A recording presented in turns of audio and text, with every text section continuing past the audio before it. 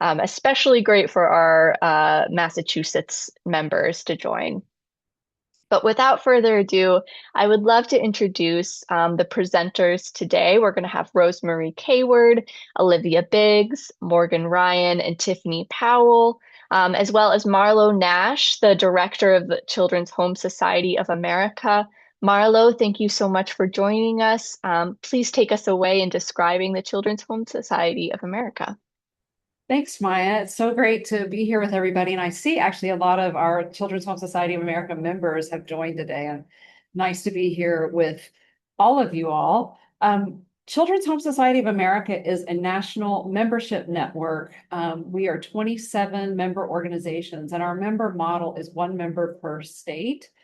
Our members are nonprofit organizations who offer multi-service lines that run the range of primary prevention kinds of services through intervention and treatment services across multiple different systems. So we intersect with the child welfare system, but also education, early childhood systems, behavioral health, mental health system, and others. So our members are really thinking multi-sector all the time and work with many families every day. Our overall mission collectively is to advance child, family, and community well-being. And we really focus on creating solutions to problems that disrupt stability and limit potential by working to change practices through innovations like the one we're going to talk to you about today, and then taking from practices informing policy changes and system changes. So our members engage with thousands of children and families and community partners every day to build pathways that lead to health, stability, and nurturing relationships. And through that work, we're aware of the complexities to untangle and the situations where we can activate improvements. So one way that we move from awareness to action is to engage in projects that generate new knowledge by applying science, piloting new solutions, and centering our values. And so really trying to push to the leading edge of practice and what really is going to work for families today and address the issues that families have today is a very high value of ours, as well as working alongside families, really listening to their lived expertise and having that inform our work. So all of those components of our network really came into play in this partnership that we have with EMPath around the work that we're going to talk to you about today. So I'm really delighted to be joined by Olivia, Morgan, and Tiffany, and we're going to come back in a few minutes. But in terms of the time that we're going to spend together with you all today, in a moment, I'm going to turn it over to Rosemary from EMPath, who's going to tell you a little bit about the project I've been referencing, the cohort work, and how mobility mentoring played a role in that work. Then we'll turn to a panel discussion and kind of follow in chronological order the experience that our members had in bringing mobility mentoring on and implementing it and kind of learning through that process. And our hope is that discussion is helpful for folks who are thinking about starting mobility mentoring, but also people who are already doing it in different ways. And so we tried to make something for everybody in today's discussion. And then we'll wrap up with a little bit of next steps. So with that, I will turn it over to you, Rosemary. Great. Thank you, Marlo, and thank you, Maya. Good afternoon, everyone. It's wonderful to see people joining from all across the country. And it's a pleasure and a privilege to join the panel here and Marlo to share out learnings from the cohort. As Marlo mentioned, I'm going to share a little bit of background and context about who EMPath is, our work, and an introduction to the learning cohort that all the panel participated in. So to get started, who EMPath is? Well, we are a nonprofit organization based here in Massachusetts, and we work through direct services in the greater Boston area. We also work through a global learning network and advocacy to disrupt poverty. And our mission is to transform lives by helping people move out of poverty and provide other organizations with the tools to do the same, like our exchange member partners. And our work is also multi-pronged to disrupt poverty. So again, we have direct services programs here in the greater Boston area, the Global Learning Network, and advocacy.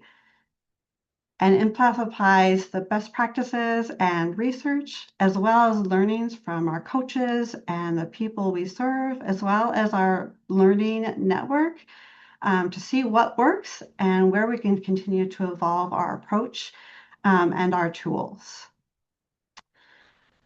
And with that, getting into the approach that EMPath created, our panel today is going to highlight some of the learnings from integrating mobility mentoring into early childhood programs.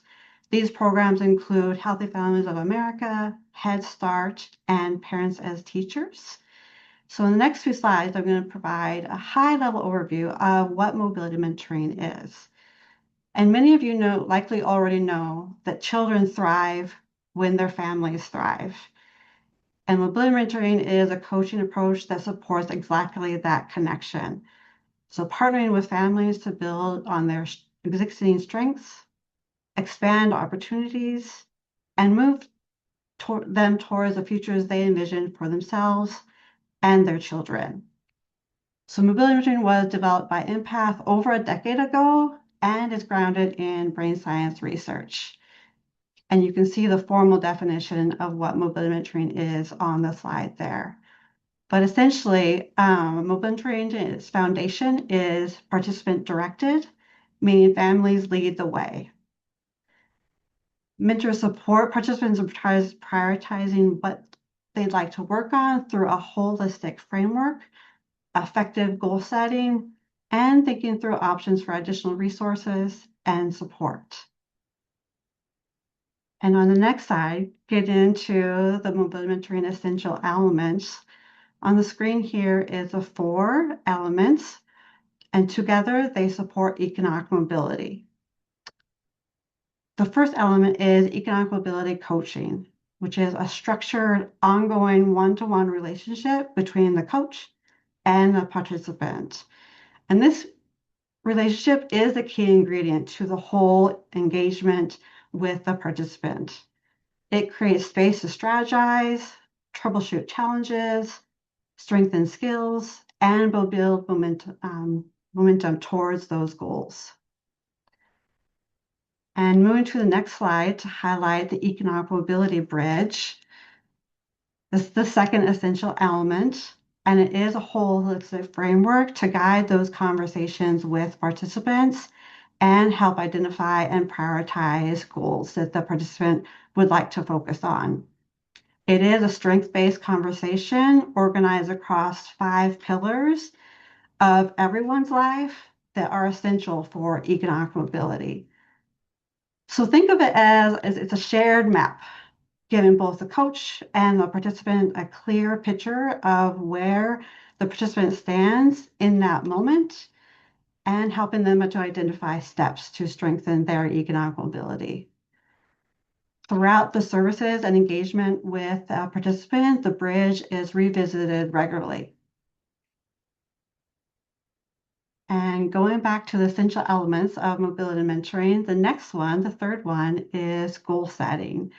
So after identifying those priorities, thinking about those dreams and wishes during the bridge conversation, goal setting turns those aspirations into a concrete plan.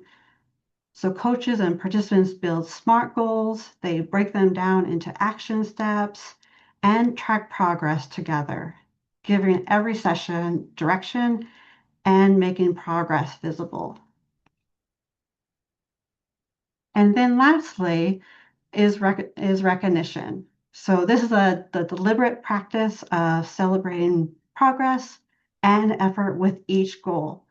It's not just a good job or a pat on the back, but it is a structured acknowledgement that builds confidence and momentum forward with participants. So together, all of these 4 essential elements create a framework for continuous learning, and movement forward. So that was just a little bit of background of what mobility mentoring is, in which we're going to hear more when we get to the panel about their learnings and using the model in early childhood programs. Now I'm going to switch to a little bit of background of what the learning cohort was and what our goals were and the components that were involved.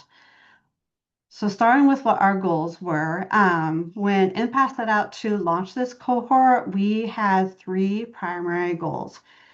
So the first one was to collect learnings about what works to strengthen economic mobility in family serving programs specifically. The second one was to measure the impact of integrated mobility mentoring to help us determine what is working specifically in this sector, early childhood. And then finally, and really our ultimate goal was to support improving family and childhood outcomes and well-being. There were a few components involved in the learning cohort. The first one, of course, was implementing mobility mentoring. And then through that process, we want to gather the learnings of integrating the tools and the strategies alongside early childhood program curriculum and tools.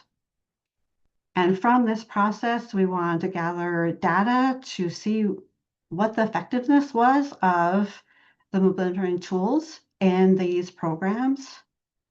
And then lastly, we want to leverage these learnings to share out in advocacy efforts as well as outreach.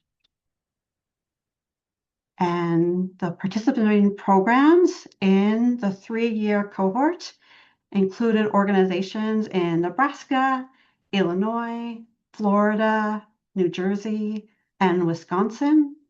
And a few of these organizations implemented in programs across their state. And these programs in total implemented in over 10 programs. And again, these programs included Healthy Families America, Parents as Teachers, Head Start, and additional parenting and young adult programs. And then finally, I'd like to wrap up with just sharing a little bit of the impact of the cohort by the numbers. So the first one is that over 200 staff were trained in the tools and the strategies of mobility mentoring. And we saw participants strengthen their economic mobility as measured by the Bridge score. 850 participants were served by mobility mentoring across the cohort, so receiving that specific structured economic mobility coaching. And across the cohort with the participants served, we saw many of them increase their monthly income. And finally, we saw over 1,800 participants work on and set goals towards economic mobility. So this impact shows both the dedication of program staff to coach participants and support their movement towards economic mobility, but also demonstrates participants' interest in these programs for these services, specifically to support their economic mobility journey. And with that, I'm going to turn it back over to Marlo and our panel. Thank you so much. Thanks, Rosemary. Those statistics are exciting. The work was really interesting, I know, for our 5 member organizations who were involved in that. I'm waiting to see if Morgan and Tiffany and Olivia are gonna, there we go. Okay. Well, so great to be here with you all. I'll say to all the participants, feel free to chat questions as you have them. We do have time for Q&A. We've got a good bit of time set aside, though, for this conversation because we thought it would be really helpful for you to hear directly from the folks who led this work and their learnings. So I'm just going to jump right in and we'll have each of you share a little bit more about yourself and your organization. And then I have a question I'll ask each of you. And then after that, we can kind of just be in conversation around some of the discussion questions that we brought today. So if we can just start with a brief introduction of yourself and your organization. Morgan, you want to start us off? Sure. Hey, everybody. My name is Morgan Ryan. I'm with Children's Home State of Florida. I'm currently program director for a literacy program at CHS, but at the time of the cohort, I was the project lead, serving in project management, working alongside our Early Head Start program. Just to kind of give a little bit of background about Early Head Start. So we are a free home-based program that's income-driven for families of children 0 to 3. And that includes pregnant women. So our goal is to help empower parents to become their first teachers and reach key developmental milestones and promote school readiness. Some of the things that we do in nurturing and strengthening child and parent relationships, we have weekly home visits, we have family time set aside for family gatherings for families, we work on regular assessments, assistance with referrals, and we help guide on health, nutrition, behavioral, and developmental needs. So it's a little bit of an overview of our EHS program. Yeah, thanks, Morgan. Olivia, will you go next? Yes. Hello, all. I'm Olivia Biggs. I'm currently the Program Compliance Director with Nebraska Children's Home Society. During the cohort, I was in a different role as well, whereas the project lead for the cohort project. And currently, I continue to lead the ongoing efforts for implementation mobility mentoring in additional programs. A little bit about NCHS, just so you kind of know how we decided and where we put mobility mentoring in is we're a nonprofit organization. We serve families statewide. We've been working with families for over 130 years, and we focus on partnering as well as educating children and families, and also facilitating adoptions and really walking alongside those families and through every need and stage that they're having. And one thing that is unique with our program for this cohort is we implemented within 4 of our programs. Some of those were local to the Omaha metro area, but then also some of our programs were statewide. So it's just a unique piece of our puzzle to this panel. Thanks, Olivia. Well, and Yeah. Tiffany, will you introduce yourself? Thank you, Marlo. My name's Tiffany Powell. I'm a senior director at Brightpoint, which is in Illinois. I've been with Brightpoint for over 22 years, working in our early childhood education and our family support programs. I've been in a leadership role for over 10 years within those programs. And our early childhood education and home-based programs participated in the pilot. So that was throughout the state of Illinois. We had some home visiting programs in Southern participate, home visiting and early childhood education center-based programs participate in the central part of the state, and in Chicago and the suburbs, both home-based and center-based programs participate. A little bit about Brightpoint is we're a statewide nonprofit organization that supports children, youth, and families. We were formerly known as Children's Home and Aid. We changed our name just about 3 years ago. We provide services to over 37,000 children and families in more than 70 counties throughout the state of Illinois. Some of the services we provide statewide are early childhood education, child welfare, family support, and mental health and wellness. And we really want to work with families to make sure that small problems don't become big crises. And we really want to focus on prevention services for families, and we start prenatally in our doula programs. And then families can then participate in home visiting, center-based programs. We also have crisis nurseries, parent support, and fatherhood services. We really want to focus to make sure that families have the resources and are connected to those resources so they have the tools they need to be successful. Thanks for those introductions. I think it really helps illuminate why the partnership between EMPath and CHSA members was so helpful, because there's so many different variety of settings and different geographic localities around the country where everything that you all are going to talk about today could be tested out. And then I know as a cohort, you all met also to share learnings as this was all going on. So some of that I'm sure will come out too. So why don't we go in the same order for our second sort of introductory question, to say what led your organization to join the cohort and to explore mobility mentoring, and what were you hoping it would address? Morgan? Sure. I think when we were approached about the cohort, I thought it was, I think that it was a really great opportunity just to learn about a new and innovative way of how we can serve families. Kind of how Rosemary had presented the bridge, you see one of the main core elements of the mobility mentoring model is that the bridge to self-sufficiency. So I think, with our early childhood program, we really serve and focus on objectives for two of those pillars, but how can we move the needle in helping families and empower them and setting goals to really rise out of poverty and look at their own economic self-sufficiency. So I think in ways you can see just how they interconnect so well, each of the pillars, so we can help families in their self-sufficiency and economically, how will that further help them with their goals set through early Head Start? I think too, when we look at innovations, how do we operate in a different way and see how we can implement this model across, if we can do it successfully over early childhood programs, could we implement this model through other programs as well? Yeah. Olivia, how did you all come to this?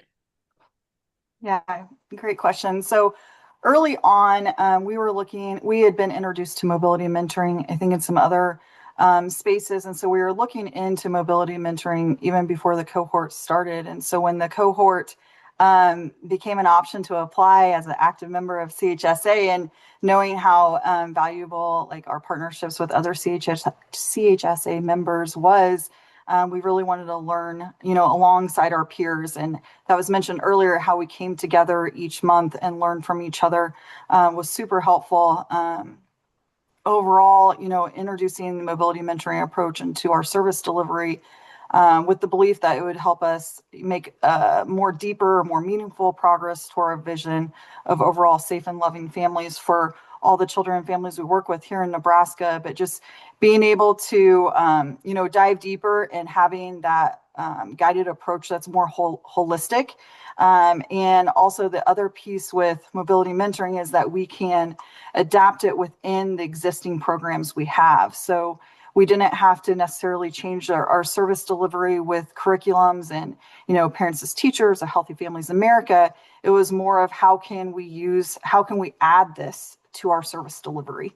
And that was really a piece of where we wanted to explore more with this and be able to integrate it within our already existing service delivery. My understanding is that the people who do the work in those programs would get asked questions about financial stability and kind of help parents asking for that kind of help. And that this offered a framework and a kind of structured way for them to offer that help, not just kind of like, what do I tell you based on my own personal experience, but this research-backed way to respond to that need in the flow of the programming, whatever program they were working for. So Tiffany, how did you all come to it? Yeah, how we came to it is that more than 75% of our participants are at or below 130% of the federal poverty level. So for a family of four, they just make just under $42,000 a year. So we really wanted something that could show the impact to help families increase their economic mobility. So that's really what we were looking for. We wanted to be able to clearly show the impact that our family support services were able to have on the families we serve. So having that data was very important to us, and being able to measure family outcomes specifically with economic mobility. And the bridge really provides that, because you can see families change over time with their bridge scores. The other thing was making sure that we could measure goals with families over time. We wanted to make sure that we could see that goal progress over time, which was really important. And one thing mobility mentoring does is really break those goals down into small, actionable goals that families can achieve in short timeframes. So they see that success, and that helps keep them motivated too. And then that shows the progress they make towards their long-term goals. So those were things that we were working on.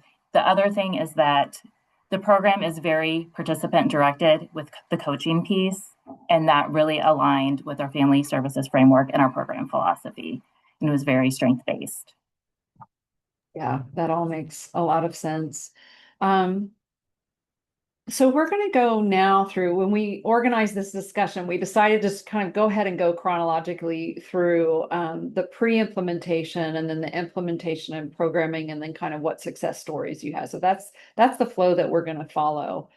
So in pre-implementation, I think we wanted to help people understand through your experience what kinds of support you received from EMPath to implement mobility mentoring, and what aspects of that support were most helpful for your team in those early stages? And just jump in, whoever wants to start. I can go ahead and start. I would say for us, we received that technical assistance from the EMPath team, the individual consultation as well. And then the ongoing training they would provide, similar to how they did the introduction today, they provide ongoing webinars each month that we were able to participate in to continue that learning process. All four of our programs that we implemented within this cohort project was able to access the online foundations training throughout. Some trainings, once you receive it, you no longer have access to that training ongoing. And that's something with EMPath, that foundations training, you have access through it the entire time. We still have access to that training as a member. And being able to go back and rewatch any of those recordings or lessons as they're shared throughout that training piece. And then overall, EMPath provided feedback throughout the cohort process specific to our outcomes they were seeing within the data we were submitting. So they spent time with us brainstorming ways to enhance whether it's the service delivery component or even our data systems to capture the work that our teams were doing with the families they were serving. And then also, as I shared earlier, being a part of the opportunity just with the other CHSA members to connect and learn from each other and find out ways that it was working in communities that, CHSA in other states were implementing. We were able to learn from that. Anytime we would get stuck, we were able to brainstorm ways that we'd be able to move ahead. And that just overall provided us, clarity around the project, but then be able to advance the work to have more impact going forward as we continue to implement mobility mentoring. I think that's a great explanation, I think, of the activities of the exchange and how robust it is, how much support organizations and individuals get to implement mobility mentoring. Olivia covered a lot, but Tiffany or Morgan, are there additional experiences you had? I would just add, besides the initial training, there was ongoing training opportunities for staff so they could learn additional knowledge and skills as they're implementing mobility mentoring. So that was important. The training being online, self-paced, and being able to go back, like Olivia said, was important, because if they were in the middle of meeting with the family about something, they could pop, you know what I mean? They could come back to that later if they had, their questions or things like that. The other thing with the ongoing cohort meetings monthly, those were really helpful to learn what other organizations were doing. And then at Brightpoint, we mirrored that and we did reflective learning groups within our organization with our teams so that they had time to discuss, strengths, challenges, what's working, what do we need to adapt. And EMPath was also helpful when we were doing those reflective learning groups of helping guide when there were maybe challenges that would come up, and providing different resources and tips and tricks. That's really interesting. Did you find that those internal, mirroring that external process internally really supported everyone Yeah, it really supported everyone. I think it helped keep us on track, and it helped with staff buy-in too, because they were learning what everyone else was doing statewide. Mm-hmm. Yeah, that makes sense. Morgan? Just to add to that, I think part of the great thing in working in this cohort is really, not only do we have this coaching model with our families, but it felt very much like a coaching model through this process. So I think, as we learned and we kind of all learned together, starting with foundations course, but I think from there, just really those check-ins and really learning about how to analyze the data, how to gather and collect it, linking us up with other agencies who might be using similar systems or even the same systems to really help streamline what we were collecting, because at the end of the day, we need that data to kind of show and then also reflect them with families about how much progress they're making themselves.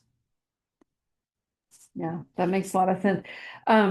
One of the things we learned at the CHSA level, and we're actually applying it to some of our current and future innovations, is what has to happen internally for an organization to bring on an innovation like this. So we kind of, the first question we were talking about on pre-implementation was sort of externally facing, mostly what did you get from EMPath, what kinds of support. But the second question is more internally, what did you do or do you wish you had done to kind of address factors to bring in this new opportunity into your organization. So and so Tiffany, you mentioned the group internal group discussions, but did you have to get leadership buy-in? Did you have, what kind of staffing did you have to staff up? What were some of those internal decisions that you would encourage other organizations to think about?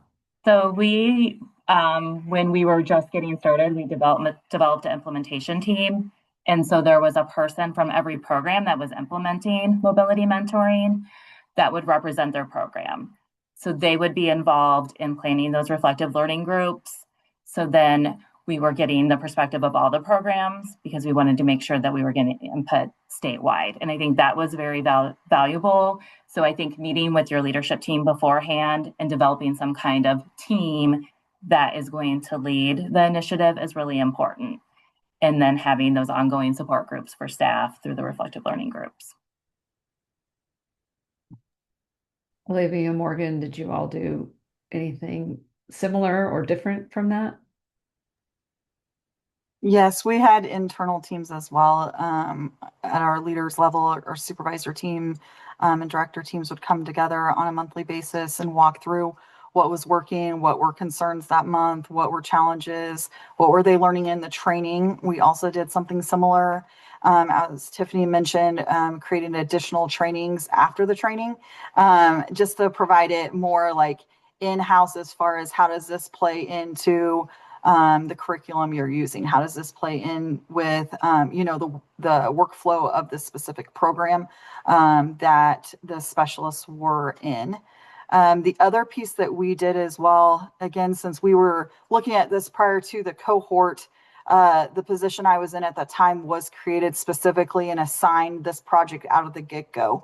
So we had a designated person being the project lead, and this was the main project out of the get-go. And so because I had enough time at that time to really put a lot of energy into that, that was helpful for our program so we could be consistent since we were implementing in multiple programs within the organization. I was trying to think if there's anything else that stood out that we did. I don't think there's anything else that comes to mind right now, but. Okay. Morgan, anything to add? And we had an implementation team as well. So we would be able to check in with staff and make sure that they felt comfortable with the curriculum and and pretty much how they were overlapping with their current duties and working with families. We had about quarterly check-ins to make sure with all team members to make sure that everybody was kind of on the same page and anything new that we learned to be able to share with everybody.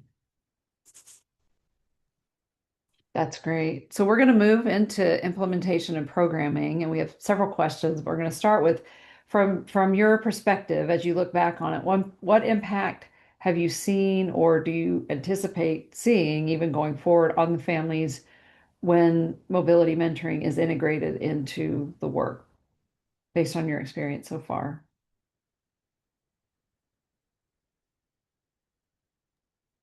I can start. So from our perspective, being able to use those SMART goals, breaking down those bigger goals into smaller achievable goals has been very important in identifying barriers during goal setting. That's something that the teams do from the very beginning is as a family is developing that goal, what potential barriers do you anticipate might pop up when you're trying to work through this goal? So then they can kind of think through some solutions beforehand. When those barriers come up, they're prepared of how they can pivot or things they can do to overcome those barriers. We were able to see that last program year with our families, 73% of our families achieved their goals by the end of the school year. So we were able to see the impact. And then so far this program year, which started back in August, we've had 415 families complete the Economic Mobility Bridge and develop their goal action plans, and there's been 94 goals achieved. So we're really able to see families achieving their goals. So they're really making steps towards progress to whatever their long-term goal is going to be. And I think because we were able to see this impact in our early childhood programs, that is what is helping us move forward with implementing mobility mentoring in some of our other programs. We want to implement it in our fatherhood programs.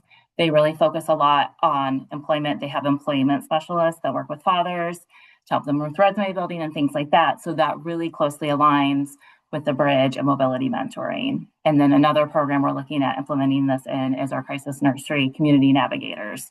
So when families come into our crisis nursery, there's some kind of crisis going on. So being able to implement mobility mentoring into those models will help families work through that crisis.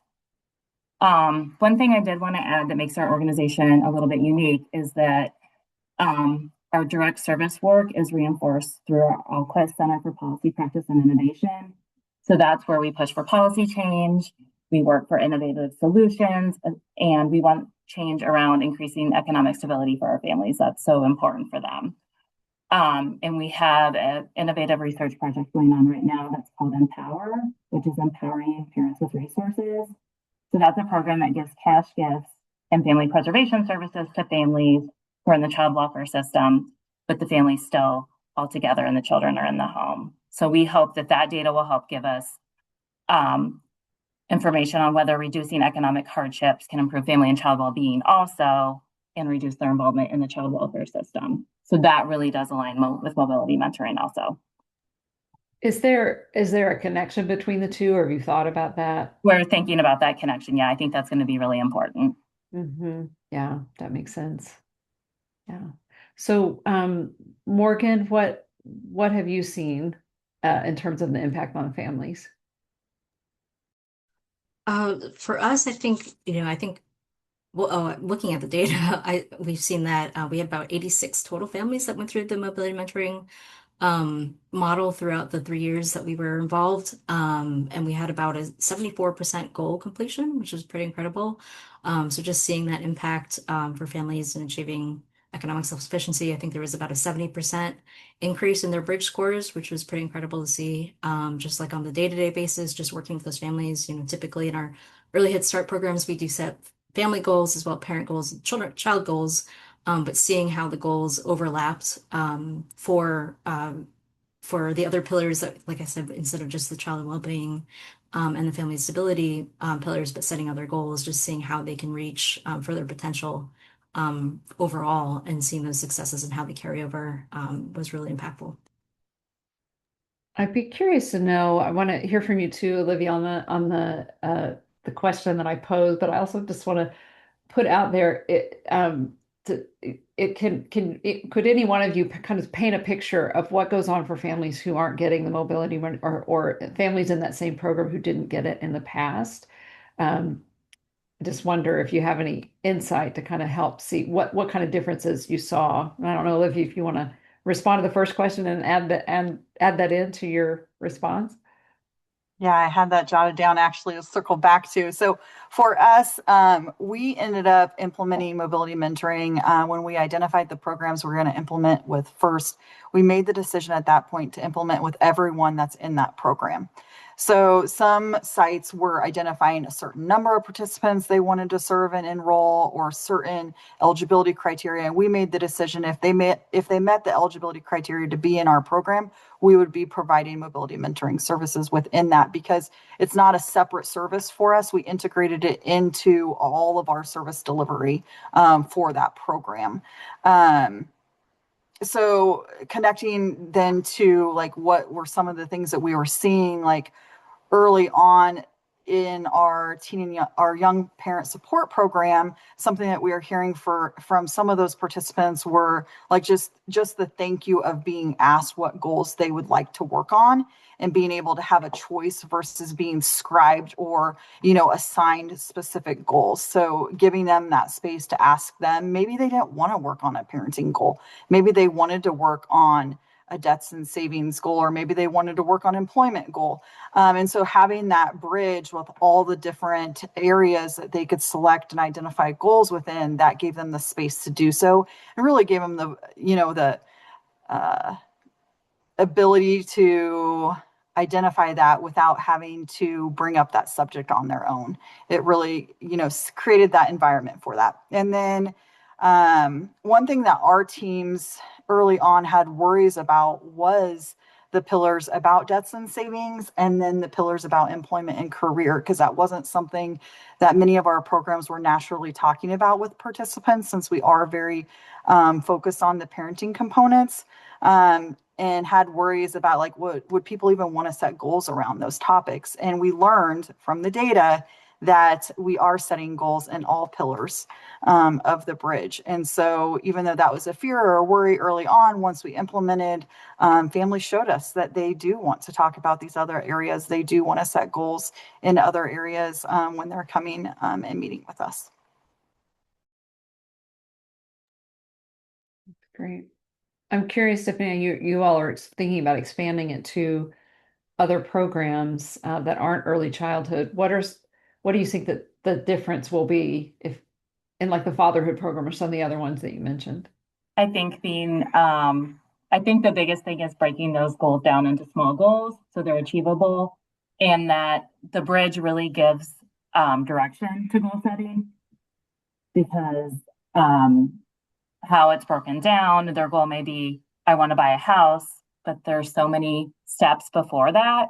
And so the bridge and the goal action plan does really help families. Well, let's break it down. What do we need to do first? And then that helps them achieve those first goals to move on to the next goal. And so I really do think we've seen the success rate in early childhood that we'll see it in other programs too, because it's just how the model has been developed and how we implement it, that it really does help families feel successful because they're achieving their goals in smaller increments and they're achievable, realistic goals. Well, you set us up nicely for what will be our last question, because we want to be sure to get to Q&A from the audience, but we're going to end on a success story. So I'd love to ask each of you to tell a brief success story or a moment that stands out for you in the application of mobility mentoring during the last 3 years. Olivia, you want to go first? Sure. I will share a success story that came from our HFA team, a team that the parent had been working with the specialist for 3.5 years. About the last year and a half was when we implemented mobility mentoring, and they integrated that into working with the family. The mother had struggled with homelessness, substance use disorder, and the loss of a loved one during the time that we had been working with her. So she had resilience and love for her kids, really to help her get through those crises and traumatic events. But one of the things that she had shared early on is that she had a dream of starting her own business, selling jewelry. So she took several business classes at the local community college. She worked extremely hard to really make that dream come true. After a few years, her jewelry business began to prosper, and she also wanted to create a goal around being sober. As I shared, she had multiple layers of things, which we see very common with the families we work with. And so she created some smaller goals around her sobriety, with the final goal being to reach 90 days of being sober. She identified with the resources that we connected her with as far as doctor treatment, and then a support system that we helped her build. She was able to identify a recognition item of she wanted to get a gift card for Lowe's, and what she ended up purchasing with that gift card when she achieved her goal was a tent that she could use when she was going to these craft fairs to sell her jewelry. And so it just shows that like that motivational piece, that recognition piece, when you give back to them, how they spend that gift card on themselves to continue to better themselves. And just overall, she was successful in our HFA program. She was asked to later go to some bigger craft shows, and then also to do some education training around how she was making her jewelry and making her business. So it just continued to grow and grow and grow for her. And we're just so proud of her and the team for working with her and achieving all those goals. Yeah, I can imagine. Yeah. Like a layer of success in like a home visiting program. You've got all the things that you're doing for that program, like Healthy Families America, and then to be able to play a role in also making all these other things happen for the family is pretty fantastic. We only have a couple more minutes, but I'd love to hear from Tiffany and Morgan your success story. Sure. So we had a family that enrolled their child in one of our Bright Point early childhood centers. And so the family was first really worried about the child adjusting to the program because they hadn't been in a center-based program initially before. And so that transition went really smoothly. And as the family support specialist was developing that relationship with the family, they learned that the family unexpectedly became unhoused. So they had to move in with relatives. It was a crowded living situation. And they already had 2 children, and the mom was pregnant with her 3rd child. So shortly after their baby was born, the family tried to secure housing, but they were scammed out of $5,000. So the money they'd been saving to move into a new home, they lost. And that was just a really incredibly stressful setback for that family. It left them feeling hopeless and uncertain about the future.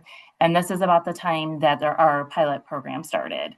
So we were able to work with the family and kind of see where they were on the bridge, work with that family support specialist to see their holistic situation. And really housing stability stood out as their greatest challenge. So through the mobility mentoring and their long-term dream of home ownership, they were breaking that down into realistic goals and achievable steps, which was saving money, increasing their income. They set clear timelines of when they wanted to save so much money. So then 6 months after everything happened, they were able to save enough money to rent their own home. And then the parents continued to save money. Mom worked overtime, anything that she could to save money. And then eventually 1 year later, they were able to purchase their own home. So they moved from renting to purchasing. And then later they completed the bridge again, and the family was able to see they achieved the highest level of housing stability on the bridge. And so that was just the greatest success for them because they went from being unhoused to owning their own home. That's amazing. And do you feel like that they then now they've built those skills and that Yes. they'll be able to continue doing that. That's awesome. Morgan, how about you? Sure. So we had a family that was enrolled in our EHS program in Seminole County back in August 2021. So she was working with the program for a little bit before we started the cohort. The mom had always been passionate about beauty and creativity. So she set one of her goals as getting a job, and she was able to get a job as a nail tech at a beauty salon. So she was committed to not only the program, but when she got her job, she made sure to make sure that her schedule was based around the home visits that her home visitor did. From there, she was she was engaged at the time, so her fiance had a goal of becoming a U.S. citizen, so he was able to get his citizenship. I think, when you look at our extrinsic goals and intrinsic goals as they continued their successes, they were so excited that they ended up then getting married. Then they had a dream of home ownership. So mom was able to now have a job. She's working. Dad's now a U.S. citizen. They've got 2 young children. They were able to save enough money to buy their own home. And then the last I checked in with them, the mom was planning to try to open up her own business. So it's kind of neat to see those successes build on each other, and just that momentum of how we can further help them succeed was pretty great to see. Yeah, building so much family capacity beyond what the individual programs that organizations like yours offer. It's just like this exponential growth and then that portability, knowing that you're giving them skills and knowledge that they're going to carry with them going forward. But it's really amazing, and it's a testament to the model. And I love that you all work to test it out across different programs and built so much of a knowledge base about how that can happen in organizations like yours. So, well, thanks for your good work. I think we're going to go to Q&A for a couple minutes. Um, I'm waiting to see if Maya or Rosemary, if you've gathered any questions or have any questions.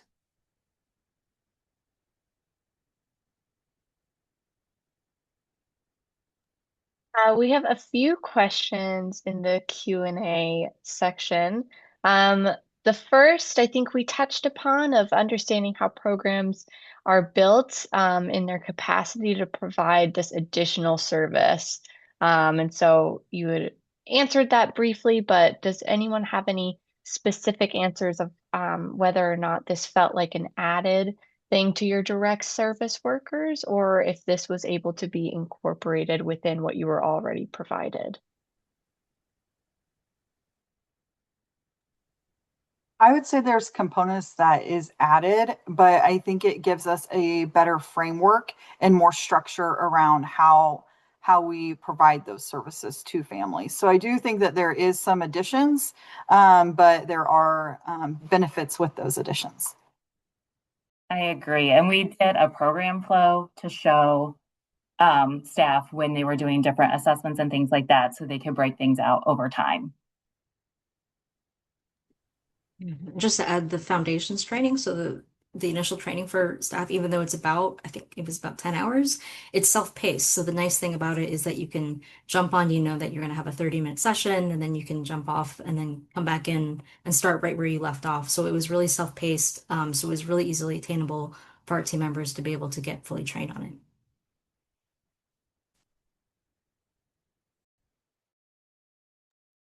So I see another question. Are families in the programs mandated to attend or voluntarily attending the programs? Our programs are all voluntary. So are So there wasn't any case in the work that you did where anything was mandatory. No. You think it would have changed anything?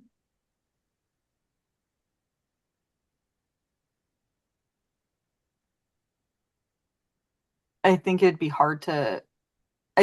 it harder to build those relationships with families and make them feel comfortable, and to trust our specialists to be able to create the goals they desired to create, versus if they're mandated there for a specific reason, they could potentially feel that they had to focus on specific goals then if that was the reason why they were forced to meet with us.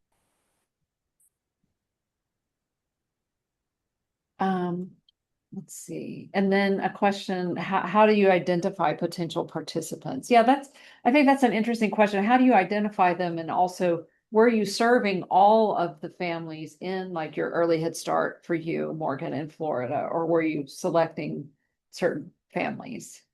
Yeah, so for us, our caseloads are about 12 families each for each home visitor, and each of them selected 4 families to participate. So we were a little intentional in trying to select families who might already have goals that were aligned with economic self-sufficiency. So that's kind of how we kind of steered our pilot. But I think, if we were to expand this across all families, that there would be ways that we would be able to approach those conversations. Another tool that EMPath also provided was guides of how to have open conversations geared around the bridge. So there's definitely ways to approach even families that might be a little resistant.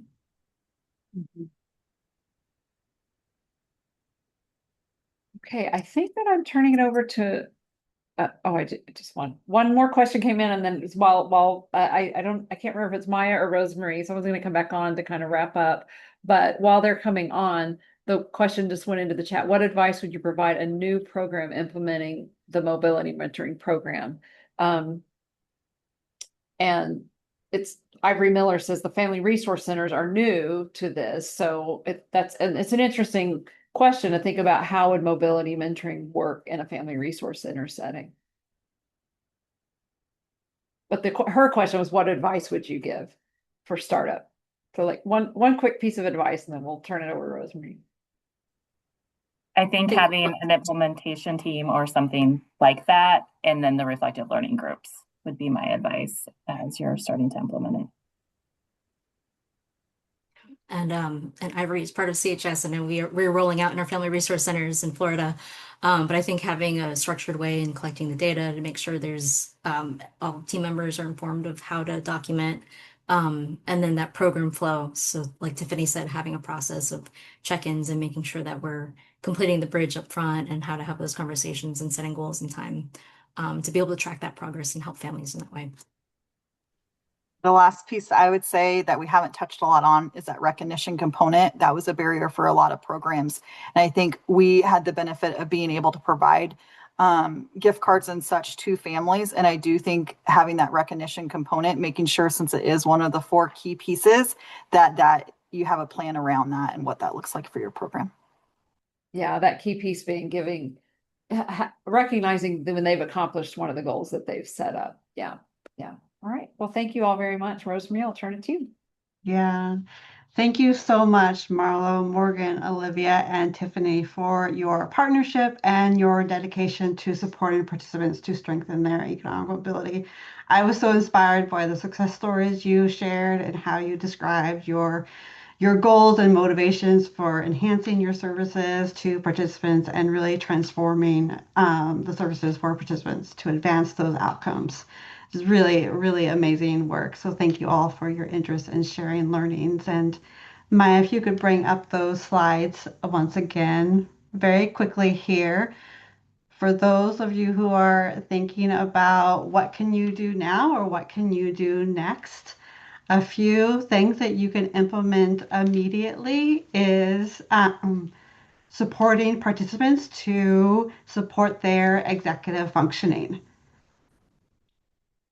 So in thinking about agendas, thinking about the space, thinking about follow-up, thinking about that coaching and just every interaction with participants, how you can support their executive functioning.